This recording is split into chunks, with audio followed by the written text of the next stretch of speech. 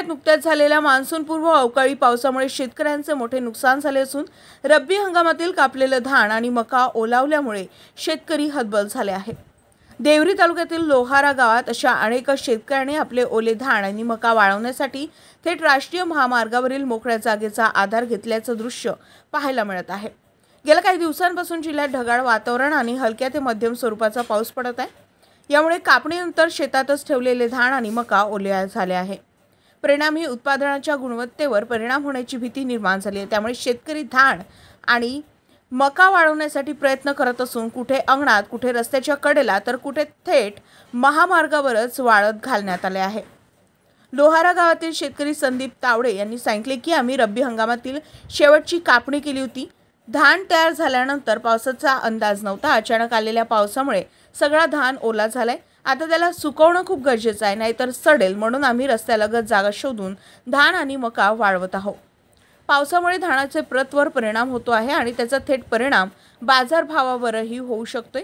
रब्बी हंगामात तरी चांगला भाव मिळावा हीच शेतकऱ्यांची अपेक्षा आहे। मात्र आता उत्पादनच सडू लागल्यास त्याच्या मेहनतीवर पाणी फिरण्याची शक्यता निर्माण झाली आहे। यामुळे या नुकसानीचे तातडीने पंचनामे करून शेतकऱ्यांना योग्य मोबदला मिळावा अशी जोरदार मागणी शेतकऱ्यांकडून करण्यात येत आहे। शासनाने या संकटाचा गांभीर्याने विचार करावा अशी अपेक्षा स्थानिक कृषी संघटनांनीही व्यक्त केली आहे। बघा, शेतकऱ्यांचा खरा जर शत्रू म्हणेल तर निसर्ग। ह्या निसर्गाने मागील एका महिन्यापासून जे शेतकऱ्यावर कोपलेलं आहे, ह्या एका महिन्यामध्ये धान असेल किंवा रब्बी पिकामधील मका असेल, ह्या सर्व पिकांचे नुकसान झालेले आहे। तरी पण शासनातर्फे कुठल्याही प्रमाणावर गरजू शेतकऱ्यांचे किंवा पीडित शेतकऱ्यांचे यांनी पंचनामे केलेले नाही। माझी अशी सरकारतर्फे मागणी आहे, सरकारकडे मागणी आहे, ज्या प्रकारे देशात म्हटले जाते की जय जवान जय किसान जय विज्ञान, परंतु ते फक्त कागदावर लिहिण्यासारखेच आहे आणि तोंडाला बोलण्यापुरतेच मर्यादित राहिलेलं आहे।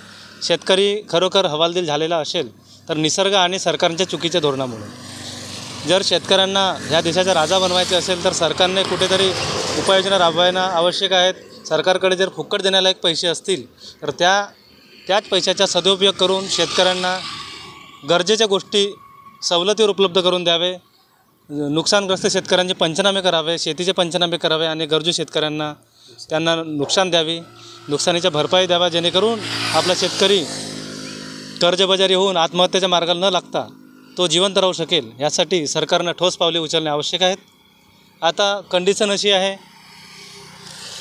सरकारने 2300 रुपये आधारभूत किमतीवर धानाचा खरेदी करण्याचा आदेश तर दिला आहे, पण सेंटरकडे, खरेदी केंद्राकडे धानाचे खाली पोतेच नाही। त्यामुळे त्या क्षुल्लक कारणावरून आता धान खरेदी बंद आहे।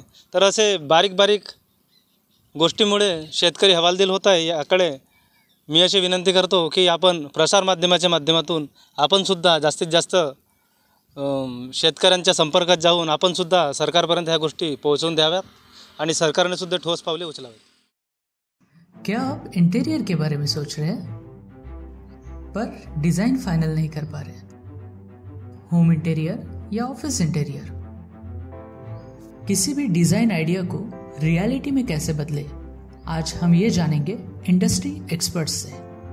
हमारी कंपनी जो है डिज़ाइन ब्यूरो, उसमें interior designing, renovation, architectural design, landscaping end renovation, furnitures, ये सारे जॉब्स हमारे यहाँ होते हैं। और पिछले 20 साल से हम लोग इस फील्ड में हैं और इसमें 2 से 3 कैटेगरी आप इसको डिवाइड कर सकते हैं, जिसमें कि हम रेसिडेंशियल बोलते हैं, कमर्शियल बोलते हैं और रिनोवेशंस बोल सकते हैं। बेसिकली क्लाइंट्स की नीड्स को अंडरस्टैंड करना, सो नीड बेस्ड एनालिसिस हमारे यहाँ होता है।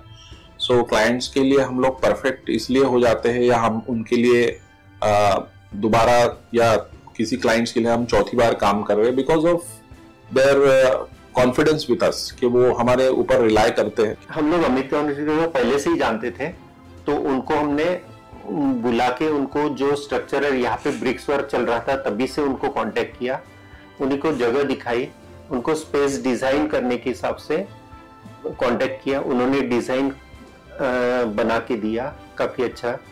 जो भी मीन्स उसमें जो भी चेंजेस थे उनको वर्कआउट किया हमने, जो जब जो मटेरियल लेना था वो साथ में हमारे आए, सिलेक्शन के लिए आए, वो जो भी सारा सिलेक्शन उन्होंने काफी अच्छे से करवाया। जो भी उसके बाद में जो एक्सपेक्ट था उससे ज्यादा बेटर ऑफिस उन्होंने बनवाया। बजट अगर आपका लिमिटेड है तो लिमिटेड बजट में भी आप एक अच्छा इंटीरियर कर सकते हैं, ये हमारा विश्वास है। और हमारे क्लाइंट्स के लिए हम वही दे रहे हैं और उसी से हमारा क्लाइंटल बड़ा है। हर क्लाइंट की एक अलग स्टोरी होती है, उनका एक अलग रिक्वायरमेंट्स होता है। कई बार ये सारा मिस आउट हो जाता है, हम अपने डिज़ाइन उन पे लाते हैं, वो नहीं होना चाहिए। उनको क्या चाहिए वो हम डिलीवर कर सकते हैं, बस वो उनके बारे में हमको समझना पड़ेगा।